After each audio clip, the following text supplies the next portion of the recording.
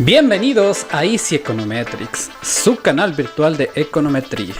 En esta serie de videos vamos a estudiar econometría con el libro de Wooldridge. Comenzaremos con el apéndice A y veremos la teoría y los ejercicios.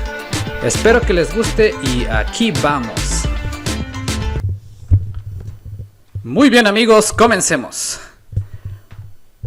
Vamos a ver primero A.1, el operador sumatoria y estadística descriptiva.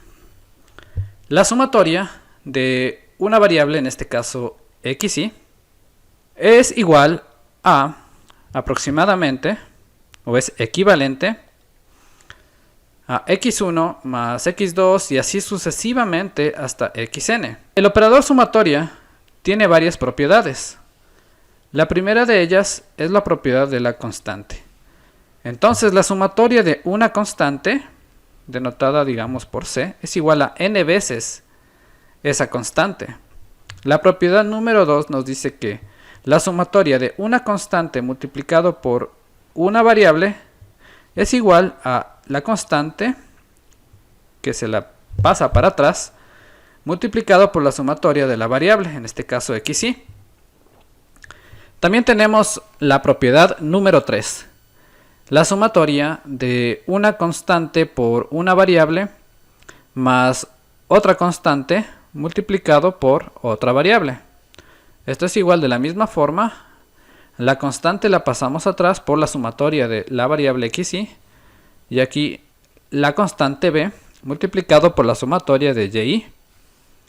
Ahora vamos a ver la media de x. La media de x es igual a 1 sobre n multiplicado por la sumatoria de xy. Continuamos con la desviación del promedio. La desviación se denota con la letra d, ¿sí? Entonces la sumatoria de la desviación es igual a la sumatoria de xy menos x media. Y esto es igual a la sumatoria de xy por menos la sumatoria de x media. Ahora, esto es igual a la sumatoria de xy menos n veces x media, ya que la sumatoria de x media, como es una constante x media, es igual a n veces esa constante. Y ahora aquí podemos observar que la sumatoria de xy de igual forma es n veces x media, ya que vimos en la anterior propiedad que x media es igual a 1 sobre n multiplicado por la sumatoria de xy. Si ahora esta n que está dividiendo la pasamos a multiplicar, nos quedaría que nx media es igual a la sumatoria de xy. Entonces, de ahí es donde obtenemos este nx media. Entonces, nx media menos nx media es igual a 0, ¿sí? Lo que nos da la respuesta aquí abajo de 0. Muy bien, continuemos. La varianza. La varianza es igual a la sumatoria de xy menos x media elevado al cuadrado. Como respuesta debemos obtener que es igual a la sumatoria de xy al cuadrado menos n veces x media elevado al cuadrado. Vamos a comenzar. Multiplicamos la sumatoria de xy y luego la sumatoria de x media. Esa sería una forma incorrecta. Primero vamos a resolver el binomio al cuadrado. ¿Qué sería? Sumatoria multiplicado por el cuadrado del primero, xy al cuadrado menos el doble producto del primero por el segundo, más el cuadrado del segundo. Muy bien. Ahora sí podemos multiplicar la sumatoria por cada término. Y tenemos que el primer término es la sumatoria de xy al cuadrado menos 2 veces x media, la sumatoria de xy, más la sumatoria de x media al cuadrado. Ya está mucho mejor. Ahora vamos a seguir resolviendo. La sumatoria de xy al cuadrado menos 2 veces x media, la sumatoria de xy vimos que era n veces x media, entonces n veces x media, más la sumatoria de x media al cuadrado, ¿sí? Ahora seguimos resolviendo la sumatoria de xy al cuadrado menos 2 veces n veces x media al cuadrado más, aquí x media al cuadrado es otra constante, entonces la sumatoria de una constante es n veces esa constante, entonces tenemos que es n veces la constante de x media al cuadrado.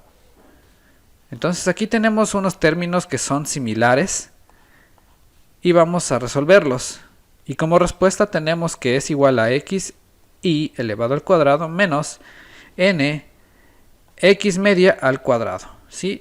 Esta es la varianza que es igual a este resultado de acá. Perfecto. Continuamos. Si tenemos dos variables se pueden mostrar de la siguiente forma. Como la sumatoria de xy por y menos n veces x media y media. Vamos a ver que es así.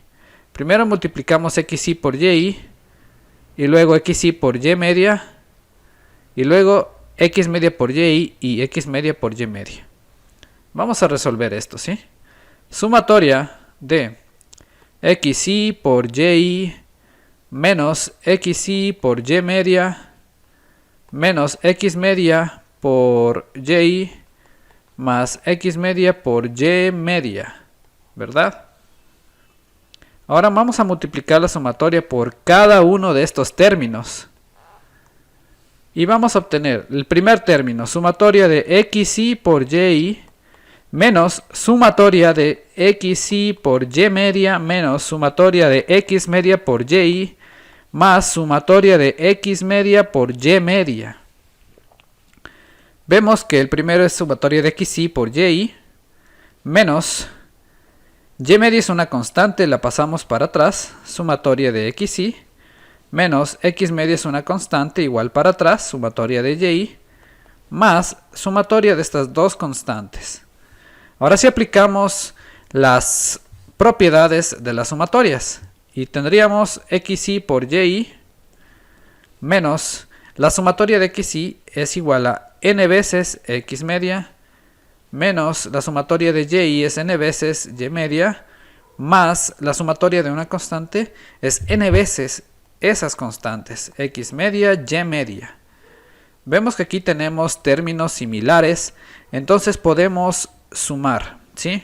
Tenemos que y media, aquí tenemos que y media n veces x media es igual a este otro término de acá. Entonces vamos a sumarlos y nos va a dar como resultado lo siguiente. Sumatoria de xy por y menos 2 veces n x media y media más n x media y media. Al resolver esto tenemos como resultado menos n x media y media, que es lo mismo que tenemos aquí arriba. Muy bien, continuemos. A.2. Propiedades de las funciones lineales. Supongamos que tenemos que y es igual a beta 0 más beta 1x. Si le ponemos aquí un triangulito, un incremento de y, que sea igual a beta 1 por el incremento de x, ¿sí? Vamos a ver un ejemplo. La función lineal del gasto en vivienda. Esta es la propiedad marginal al consumo, en el cual el gasto en vivienda está dado por el ingreso. Y aquí tenemos la propensión promedio al consumo, en el cual dividimos el gasto en vivienda para el ingreso, para obtener un promedio. Podemos ver en este gráfico la función lineal, en el cual recorremos tantas unidades de x y subiríamos tantas unidades de y. Es decir, aquí el ejemplo hipotético nos da como resultado 0.27. Aquí tenemos las fórmulas, ¿sí? Incrementos en y. Y lo que pasaría con beta 1 y beta 2 por cada incremento. Vamos con las proporciones y porcentajes. ¿Qué es una proporción? Una proporción es la forma decimal de un porcentaje. Es decir, tenemos, digamos, aquí un 10%. ¿Cuál sería la proporción de este 10%? Sería 0.10. Esta sería la forma decimal, es decir, la proporción. Ahora, por ejemplo, si la proporción de adultos en un país con un título de bachiller es de 0.82, podemos decir que el 82%, es decir, el porcentaje de adultos tiene un título de bachiller. Tenemos que tomar en cuenta dos diferencias: el cambio relativo y el cambio porcentual. A.4. Funciones especiales y sus propiedades. Tenemos varias funciones. La primera es la función cuadrática, ¿sí? El cual tiene esta forma, como una montaña. Pensemos en ejemplos que puedan tener esta forma lineal. Por ejemplo, la función de salarios, en el cual si vemos que una persona mientras más experiencia tenga, más gana, pero esto llega hasta cierto punto máximo, ¿sí? Que podríamos colocarlo aquí, el punto máximo, y luego comienza a decrecer por la edad. Entonces podríamos usarlo en la función de salarios. También tenemos la función de impuestos y producción, en el cual, digamos, produzco más hasta cierto nivel de impuestos, pero cuando ya los impuestos son demasiados, mi producción voy a tenderla a bajar. Y también la producción y los rendimientos decrecientes. Es decir, mientras más produzco, llega un punto en el cual la sobreproducción se satura, y en vez de que la empresa sea más eficiente o la fábrica sea más eficiente, esta comienza a hacerse más lenta, ya que pongamos 10 personas en una habitación trabajan. Si pongo 10 más serían 20. Entonces entre ellas ya se molestarían, ya se rozarían y bajaría drásticamente la eficiencia. Muy bien, sigamos. Tenemos aquí el ejemplo de la función cuadrática del salario que expliqué anteriormente con el gráfico, en el cual está basada o depende de la experiencia, que llega hasta cierto punto y luego decrece, ¿sí? Vemos que aquí ponemos al cuadrado para diferenciarlo de una expresión lineal y representaríamos la ecuación de regresión de esta forma. Muy bien. La siguiente forma de expresar las funciones es mediante el uso del logaritmo natural. Esta se va a interpretar con porcentajes. Tenemos que acordarnos que el logaritmo de 1 es igual a 0 y el logaritmo de x es mayor a 0 cuando x es mayor a 1 y el logaritmo de x es menor a 0 cuando x se encuentra entre 0 y 1. Va a tener esta forma, ¿sí? Viene desde el negativo de abajo, ¿sí? Desde una forma negativa, y sube drásticamente, aquí explosivamente sube, pero llega un punto en el que sigue subiendo, pero a una tasa más decreciente, ¿sí? Como que acercándose a 0, pero no llega al 0. Muy bien, entonces veamos la diferencia. Cuando es la función cuadrática, tenemos una montaña, sube y baja. Cuando es logarítmica, esta viene desde abajo, sube, sigue subiendo y luego como que intenta aplanarse.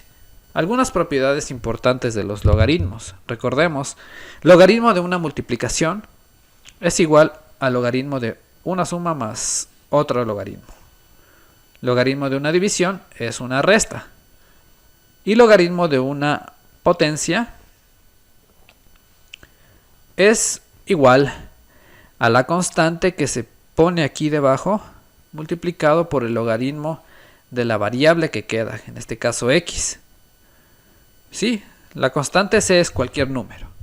Nos dice Carpincho, ¿cuál es la diferencia entre una función cuadrática y una logarítmica? Vimos que la función cuadrática es una montaña y la logarítmica sube e intenta subir, pero como que se aplana y no llega a 0. Ejemplo número 1. Función de demanda de elasticidad constante.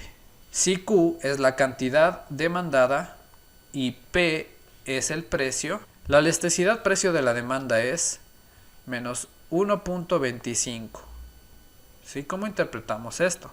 Si digamos que ponemos 1, es decir, se incrementa un 1% el precio, porque estamos hablando de logaritmos, se incrementa un 1% el precio, esto lleva a un 1.25% de caída en la cantidad demandada, porque aquí también está logaritmo en y, ¿sí? Entonces interpretamos ambos como porcentaje. Ejemplo 2, ecuación logarítmica del salario. Ahora el salario, wage, depende de los años de educación. Tenemos logaritmo solo aquí, en la variable dependiente. Y aquí tenemos una proporción. Entonces, interpretaría de la siguiente forma. Por cada año adicional, como no hay logaritmo, solo lo pongo por una unidad, ¿sí? O por cada año adicional de educación, se espera que en promedio el salario por hora se incremente en un 9.4%, porque estamos hablando de logaritmos. Otra relación que tiene mucho interés en la economía aplicada es cuando el logaritmo se encuentra en alguna de la variable independiente. Esto es, el cambio unitario en y cuando x incrementa en un 1%. Por ejemplo, la función de oferta laboral. Tenemos que las horas en las que una persona trabaja dependen del salario que ésta perciba. Ahora vamos a ponerlo en términos logarítmicos. Quiere decir que si un incremento, que por cada 1% de incremento en el salario, se espera que en promedio las horas laborables se incrementen en 45.1 o en 0.45, es decir, 45 minutos. Y si el salario se incrementa en un 10% ahora, se espera que en promedio las horas que una persona labora se incrementen en 4.51 o en 4 horas y 51 minutos. Como resumen, tenemos que cuando es un modelo lineal y logarítmico, se interpreta que por cada un 1% de incremento en x, ya se incrementa en tantas unidades.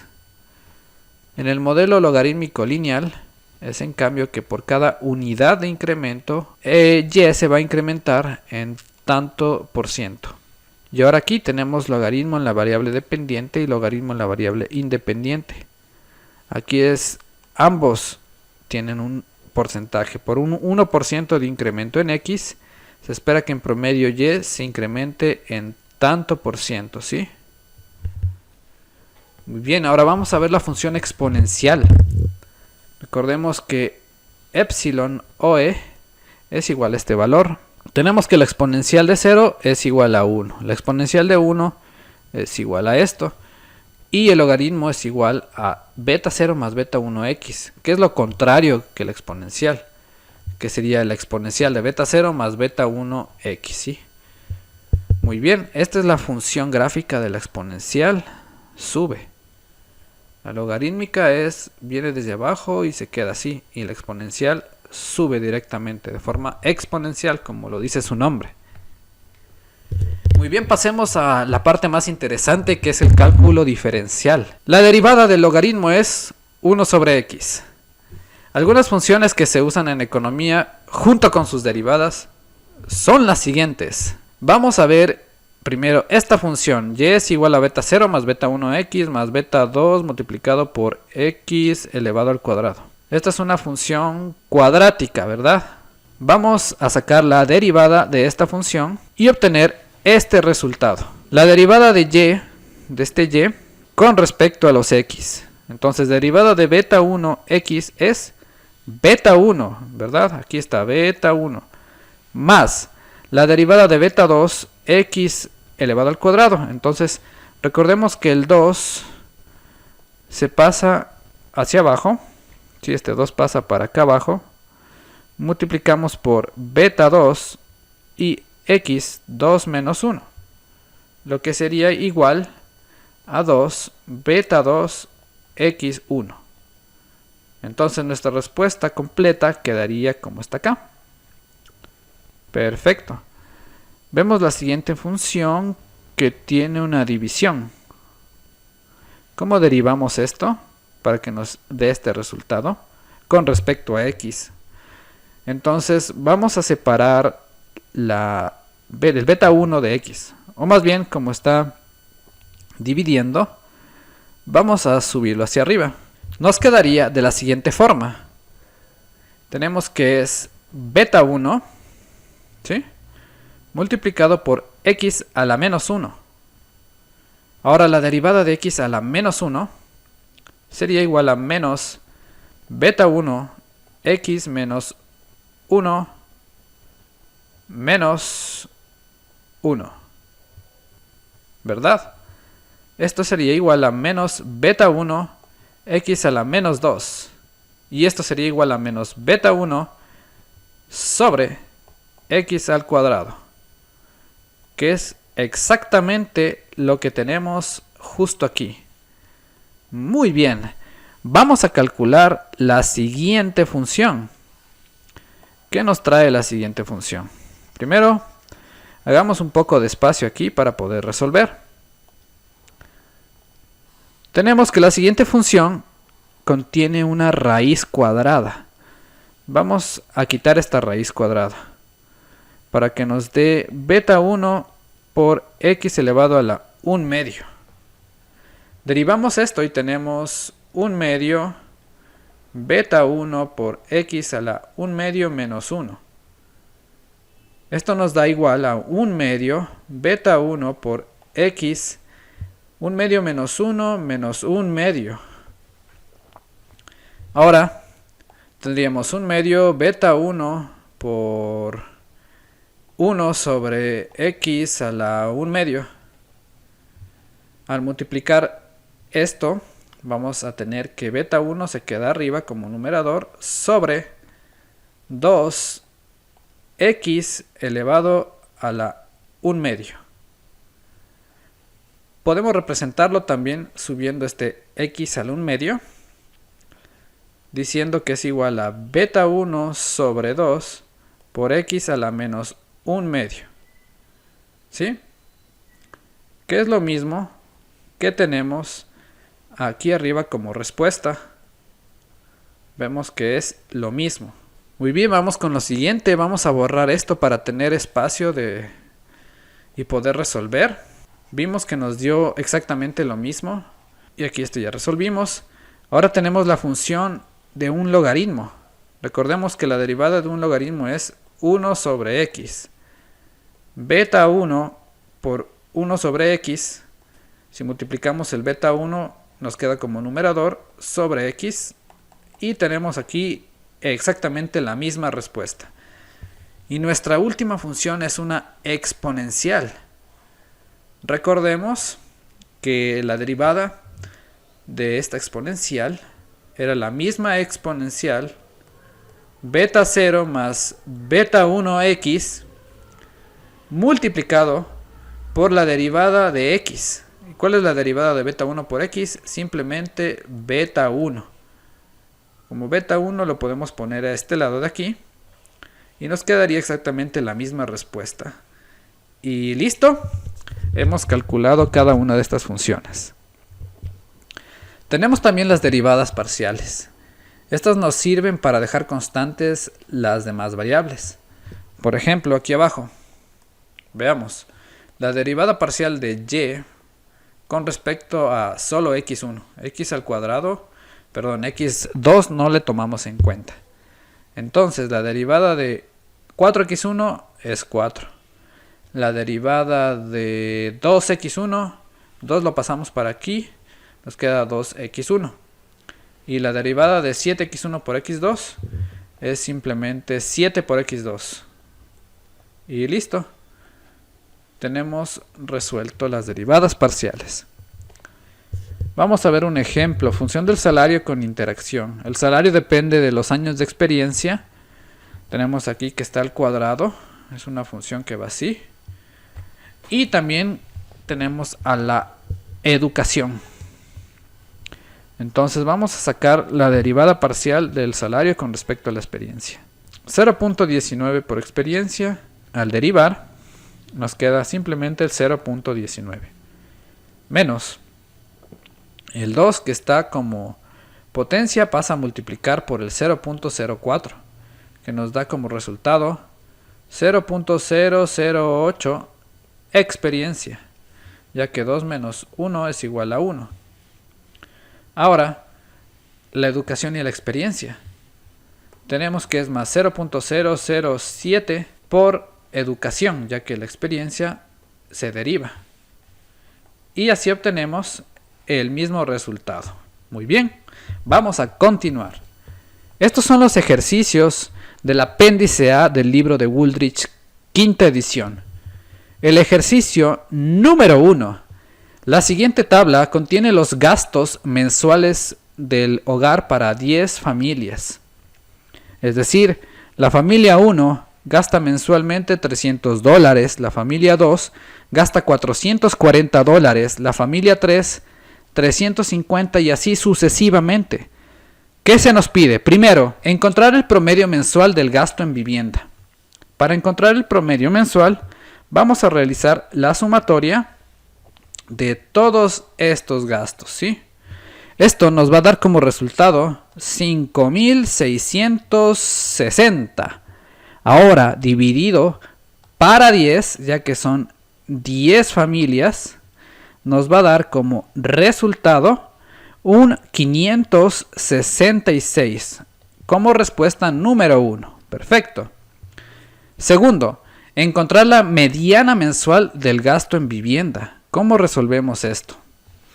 Vamos a anotar los valores, ¿sí? Para resolver este segundo ítem de menor a mayor. Es decir, 300, luego sigue 350, luego sigue 440, luego 450, seguimos con 480, luego 530, luego seguimos con 640, luego 670 y así 700 y finalmente $1,100. Ahora, ¿cuál es la mediana? Vemos que aquí tenemos 480 y 530, ya que al escoger estos dos, para arriba me quedan 1, 2, 3, 4 y para abajo 1, 2, 3, 4. Entonces, vamos a sumar 480 más 530. Eso nos va a dar como resultado 505, ¿sí? Pero esto lo dividimos para 2. Y al hacer esto, obtenemos 505 como respuesta. Muy bien, hemos resuelto la segunda parte, que es encontrar la mediana mensual del gasto en vivienda. Pregunta número 3. Si el gasto mensual en vivienda fuese medido en cientos de dólares en lugar de dólares, ¿cuál sería el promedio y la mediana del gasto? Si fuese medido en cientos de dólares, diríamos que 300 sería 3 veces 100. 440 sería 4,40 y así sucesivamente. 11, 640, 480, 450, 7, 670 y 5,30. Entonces los resultados simplemente recorrerían dos espacios. Entonces la mediana sería 5,05 en vez de ser simplemente 505. Y el promedio sería de 5,66. Ese sería el promedio y la mediana. Simplemente recorremos dos espacios decimales. Ahora, la última pregunta. Supongamos que la familia 8, esta de aquí, incrementa su gasto mensual en vivienda en $900. Es decir, ya no son $700, ya no son 700, ahora son $900. Pero los gastos de las otras familias permanecen constantes. Ahora, ¿cuál será el nuevo promedio y la mediana? Fácil. ¿Cuánto aumentó? $200. 5.660 más los $200 que aumentó nos da como resultado $5.860. Ahora esto dividido para 10 nos debería dar como resultado 586. Muy bien. Este es el nuevo promedio y ahora la nueva mediana. Vemos que aquí de 700 aumenta a 900. Como no afecta, la mediana sigue siendo la misma, es decir, 505. Perfecto. Hemos resuelto el ejercicio número 1 del apéndice A de Wooldridge.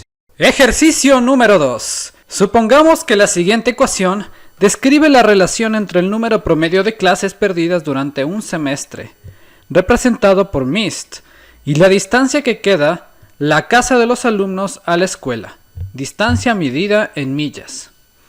Entonces, el número de clases perdidas dependen de la distancia a la que vivan los niños. Muy bien, se nos pide primero dibujar la línea de regresión, asegurándonos de etiquetar los ejes. Y también nos preguntan, ¿cómo interpretaría el intercepto en esta ecuación?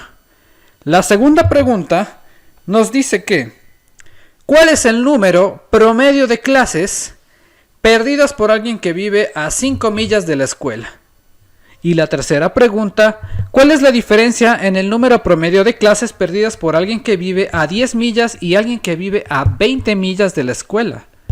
Muy bien, vamos a resolver este ejercicio. Comenzamos graficando el eje de las Y y el eje de las X. Vamos a poner en el eje de las X la distancia y en el eje de las Y el número de clases perdidas.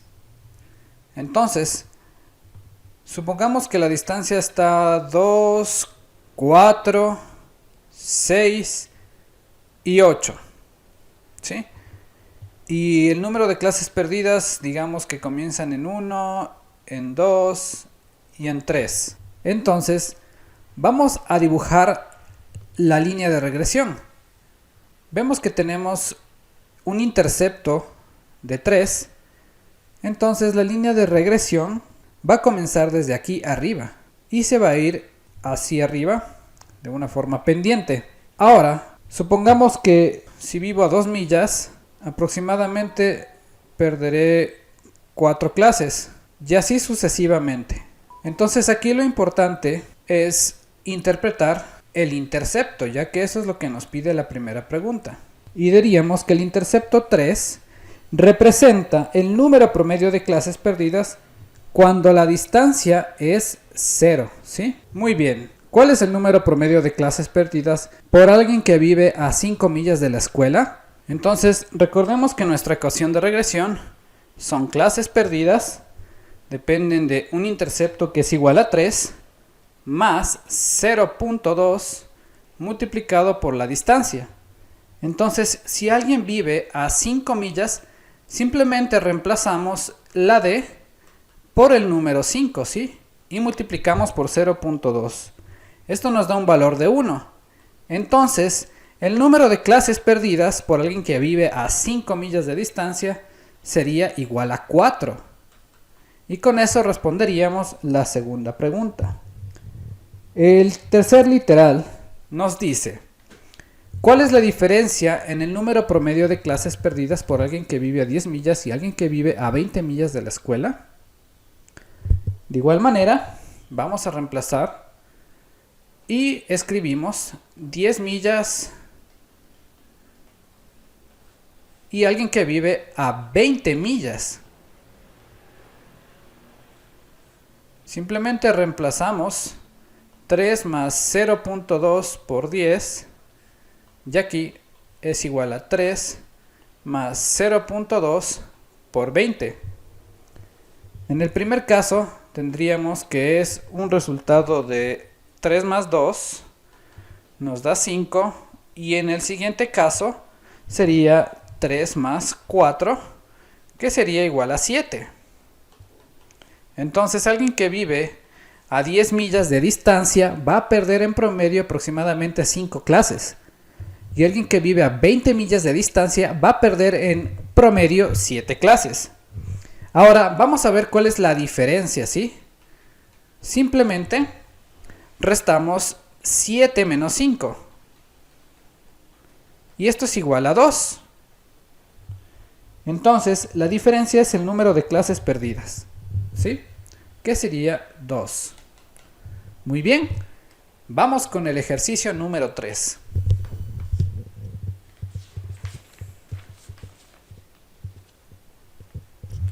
Nos dice, supongamos que la cantidad de discos compactos está relacionada con el precio y el ingreso. Entonces, la cantidad de discos que yo vendo depende del precio y depende del ingreso de la persona que vaya a comprar. Supongamos que la cantidad de discos compactos está relacionada con el precio y el ingreso. ¿Cuál es la demanda de CDs si el precio es igual a 15 y el ingreso es igual a 200? ¿Qué es lo que sugiere acerca de usar funciones lineales para describir curvas de demanda? Entonces, comenzamos reemplazando los valores, en donde la cantidad demandada es igual a 120 menos 9.8 multiplicado por el precio, que es 15, y más 0.03 multiplicado por el ingreso, que es de 200. ¿Sí? Al resolver esto, tenemos que es 120 menos 9.8 por 15 es 147, más 0.03 por 200 es 6. Entonces la cantidad demandada de discos es negativa, menos 21. Muy bien, un valor negativo para la cantidad demandada no tiene sentido, ¿verdad? Ya que no se puede demandar una cantidad negativa de productos.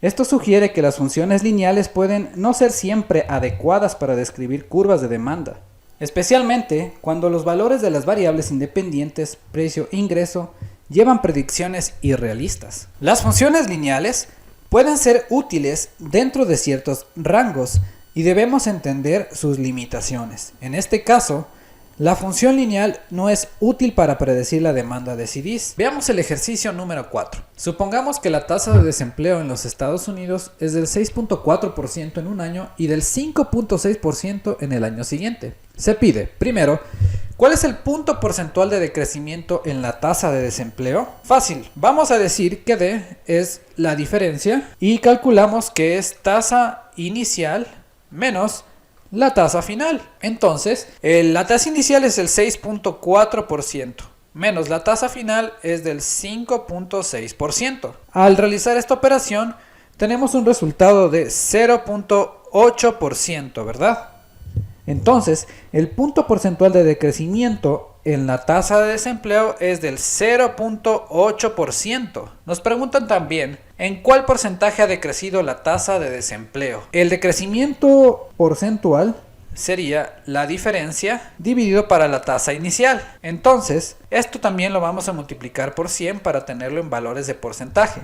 Y resolvemos. Decimos que D es igual a 0.8, que es el resultado que obtuvimos aquí, dividido para 6.4, que es la tasa inicial. Esto lo vamos a multiplicar por 100 y al realizar esta operación nos va a dar un resultado de 0.125 por 100, lo que es igual al 12.5%.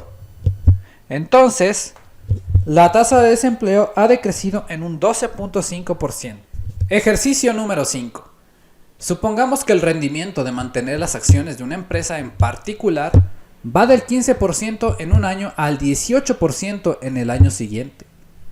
La mayoría de accionistas afirman que el rendimiento de las acciones solo se incrementaron en un 3%, mientras que el director ejecutivo afirma que el rendimiento de las acciones de la empresa se incrementaron en un 20%. Ahora nos dicen que reconciliemos este desacuerdo. Los accionistas aducen que sus acciones se incrementaron un 3%, mientras que el director ejecutivo, el CEO de la empresa, él dice que no, que se incrementaron en un 20%. Entonces, ambos tienen un desacuerdo. Lo que tenemos que hacer es tratar que estas dos personas entiendan lo que pasó.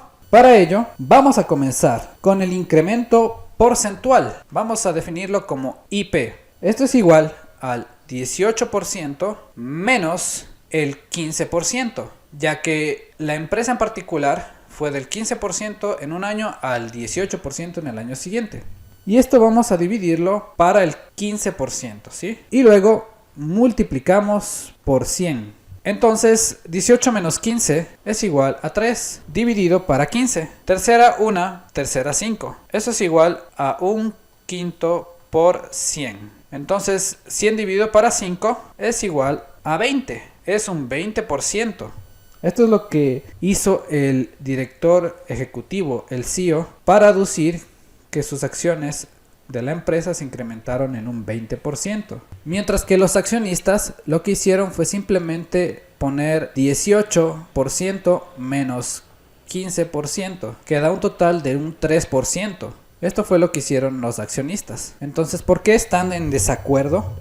Porque los accionistas están viendo el incremento en términos absolutos, en puntos porcentuales, ¿sí?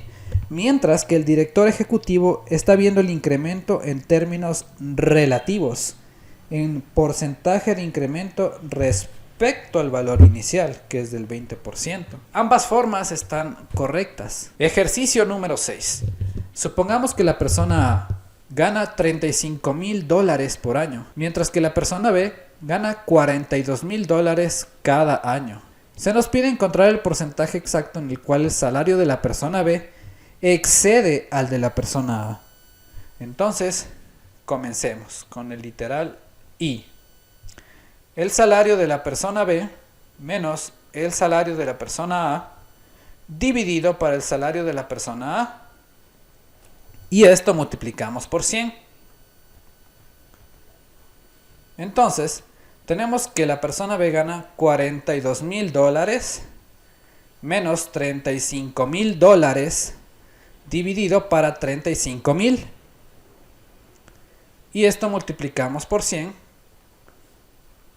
Al resolver esto, tenemos que en el numerador tenemos 7,000 y en el denominador 35,000 por 100. Y aquí podemos simplificar los ceros, ¿sí? Séptima 1 y séptima 5, lo que nos da un quinto por 100. Ahora el 100 por el numerador nos daría ya 100 dividido para 5, que sería 20%, ¿sí? Entonces, el salario de la persona B es un 20% mayor que el de la persona A. Ahora, la segunda pregunta. Usar la diferencia en logaritmos naturales para encontrar la diferencia porcentual aproximada. Entonces, el logaritmo natural del salario de la persona B menos el logaritmo natural del salario de la persona A es aproximado al porcentaje de incremento en forma decimal. La diferencia sería igual al logaritmo natural de 42,000 menos el logaritmo natural de 35,000. Esto nos da los siguientes valores. El primero es de 10.6454 menos 10.4631. Ahora, esta diferencia es igual a 0.1823. Vamos a multiplicar esto por 100 para obtenerlo en porcentajes y nos daría un valor de 18.23%, ¿sí? Esta técnica con logaritmos es útil cuando se trabaja con cantidades pequeñas y con variaciones pequeñas. Ejercicio número 7. Supongamos que el siguiente modelo describe la relación entre salario anual y el número de años previos de experiencia laboral en el mercado. ¿Sí? El logaritmo del salario depende de los años de experiencia. Se nos pide primero, ¿cuál es el salario cuando la experiencia es igual a 0 y cuando la experiencia es igual a 5? Nos dan como pista, necesitamos usar la exponencial. Muy bien, vamos a resolverlo. Tenemos que en nuestra ecuación inicial, logaritmo del salario es igual a 10.6 más 0.027, 10.6 más 0.027, multiplicado por los años de experiencia, multiplicado por la experiencia. Listo. ¿Qué pasa cuando la experiencia es 0 y cuando la experiencia es 5? Vamos a sustituir los valores. Cuando es 0 y cuando es 5. Entonces, logaritmo del salario es igual a 10.6 más 0.027 por 0. Y logaritmo del salario es igual a 10.6 más 0.027 por 5. En el primer caso, nos da como resultado que es 10.6. Y en el segundo caso, esto es igual a 10.6 más 0.027 por 5 es 0.135. Ahora, esta suma nos daría igual a 10.735. Muy bien, a partir de aquí ya tenemos algo similar. Y ahora vamos a usar las exponenciales, diciendo que el salario es igual a la exponencial de 10.6. De igual forma aquí abajo, el salario es igual a la exponencial de 10.735. Resolviendo esto de aquí, vamos a obtener el valor en dólares, ¿sí? En el cual el salario en el primer caso es igual a 40.134 dólares con 84 centavos. Y en el segundo caso es igual a 45.935 dólares con 80 centavos. Muy bien, ya tenemos estas dos respuestas, que es lo que se nos pide.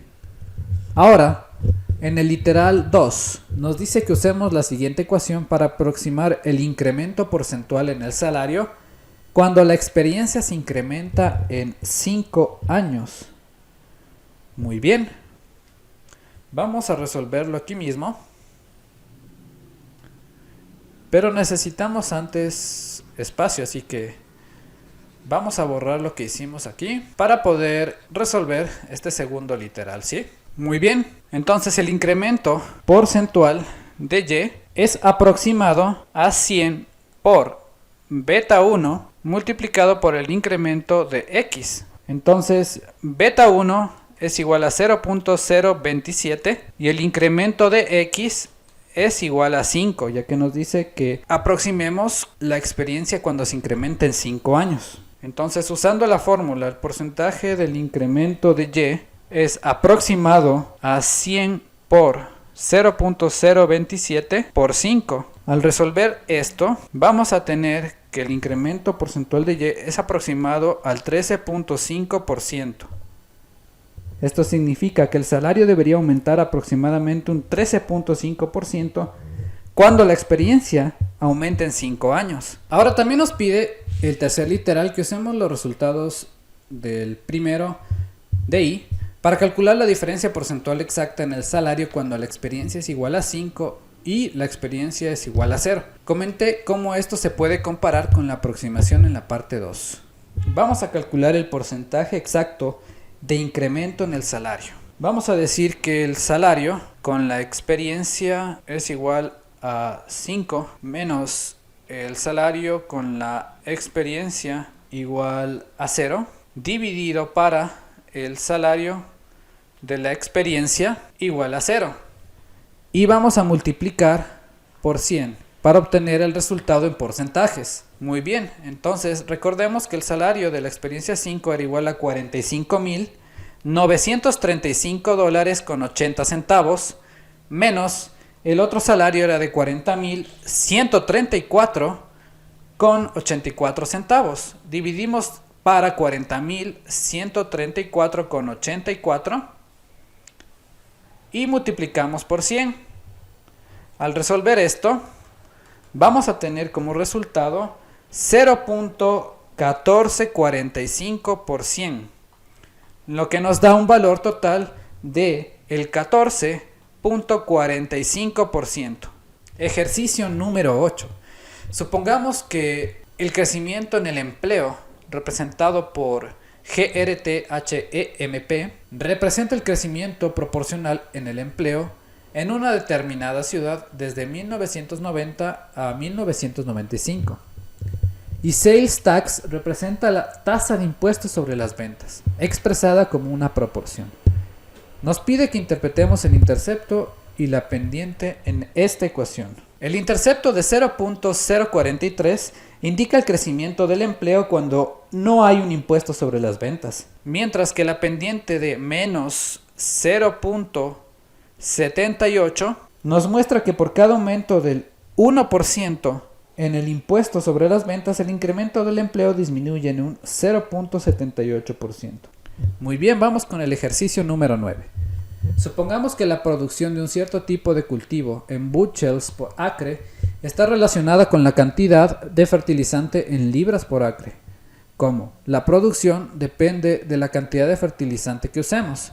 Se pide primero que grafiquemos esta relación introduciendo varios valores para el fertilizante. Aquí yo ya grafiqué esta función, que es una raíz, y va a ser de la siguiente forma. Va a ser creciente de forma explosiva al principio y luego va a seguir creciendo a una menor tasa de velocidad. Entonces vemos que la gráfica es una curva que se aplana a medida que aumenta la cantidad de fertilizante. Esto significa que el efecto del fertilizante en la producción disminuye a medida que se aplica más fertilizante. Es decir, los primeros incrementos de fertilizante tienen un gran impacto en la producción, pero los incrementos posteriores tienen un efecto cada vez menor, como podemos ver acá. La raíz cuadrada de fertilizante causa esta curvatura y los rendimientos decrecientes. Si la relación fuese lineal, la gráfica sería simplemente una línea recta con pendiente constante y significaría que cada unidad adicional de fertilizante tendría el mismo efecto en la producción.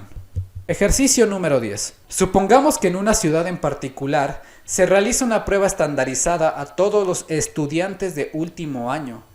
Score representa el puntaje de un estudiante en la prueba. Alguien descubre que el rendimiento en la prueba está relacionado con el tamaño de la clase de los estudiantes. La relación, por lo tanto, es cuadrática, en el cual el puntaje de un estudiante depende del tamaño de la clase y del tamaño de la clase al cuadrado. Nos piden primero que interpretemos literalmente el valor de 45.6 en la ecuación. Por sí mismo es de mucho interés el intercepto, ¿sí?, de 45.6. Lo tenemos aquí. Este representa el puntaje esperado en la prueba cuando el tamaño de la clase es igual a 0. En otras palabras, es el puntaje que obtendría un estudiante si no hubiera otros estudiantes en clase. Por sí mismo, este valor no es de mucho interés práctico. Es poco probable que exista una clase con 0 estudiantes. Sin embargo, desde el punto de vista del modelo, es el término constante que se utiliza como punto de partida para calcular el puntaje en función del tamaño de la clase. Ahora, la segunda pregunta de la ecuación: ¿cuál es el tamaño óptimo de la clase? El tamaño que maximiza el puntaje en la prueba.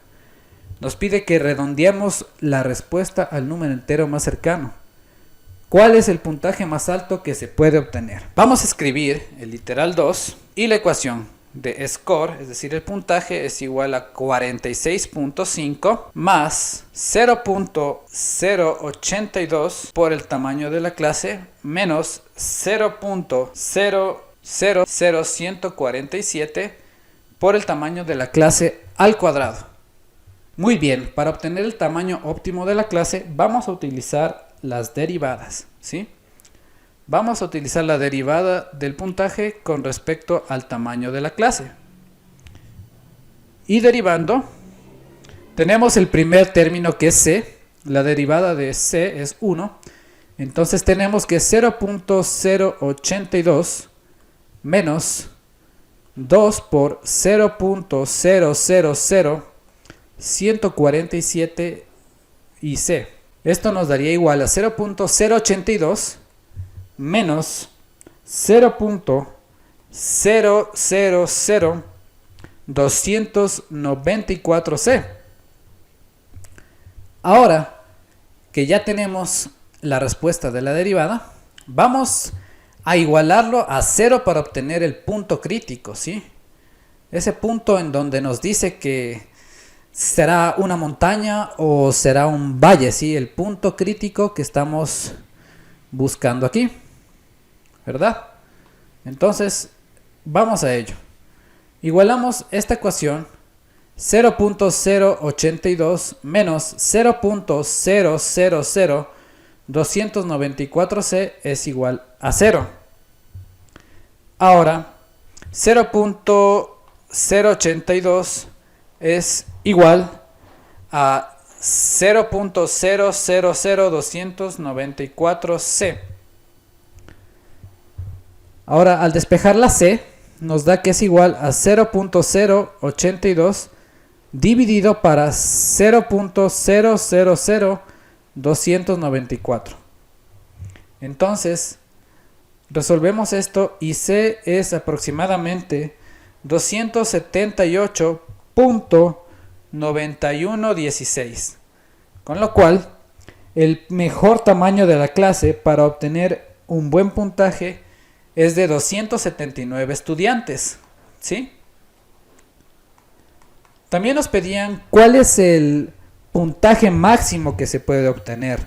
Pero antes de ello, vamos a asegurarnos de que sea un máximo y no un mínimo. Para ello vamos a aplicar la segunda derivada. Entonces, si derivamos por segunda vez, vamos a obtener un valor negativo de 0.000294. Aquí lo que nos importa es el signo. Si la segunda derivada de una función x es menor a 0, será un máximo. Como en este caso es menor a 0, estamos hablando de una montaña, ¿sí? De un máximo, en el cual es el punto máximo, es decir, los 279 alumnos, el tamaño de la clase que maximiza el puntaje, ¿sí? Por el contrario, si la segunda derivada de x, de una función x, fuese mayor a 0, se trataría de un mínimo y sería un valle. Entonces estamos muy bien hasta este punto. Ahora vamos a calcular cuál sería el puntaje máximo.